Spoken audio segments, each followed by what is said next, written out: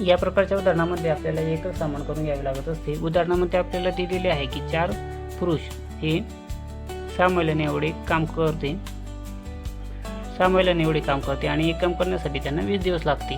आता आपल्याला दुसऱ्या अटीनुसार दिलेले आहे की 2 पुरुष आणि 9 महिला ते काम करण्यासाठी किती दिवस लागतील। आता आपल्याला यामध्ये एकतर महिलांचे एकक समान करावं लागेल किंवा पुरुषांचे एकक समान करावं लागेल।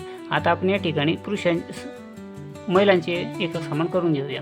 आता आपल्याला सांगण्यात आलेले आहे की 4 महिला 4 पुरुष हे 6 महिलांनी एवढे काम करतात, तर 2 पुरुष किती महिलांनी एवढे काम करतील, म्हणजे त्यांचा तिरकस गुणा करून घ्या।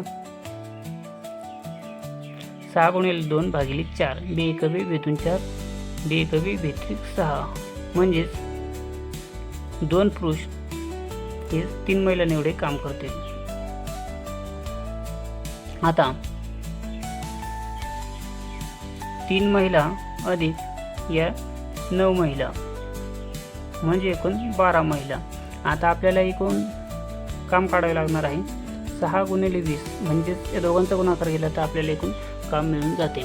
आता या एकूण कामाला आपण या 12ने भाग दिल्यानंतर आपल्याला 2 महिला 2 पुरुष व 9 महिला ते काम किती दिवसात पूर्ण करतील हे मिळून जाईल। आता 6 × 1 6 6 × 2 12 बे 1 बे 20 0 जसेला तसे म्हणजेच 2 पुरुष व 9 महिला यांना ते काम एकत्रितपणे करण्यासाठी 10 दिवस लागतील।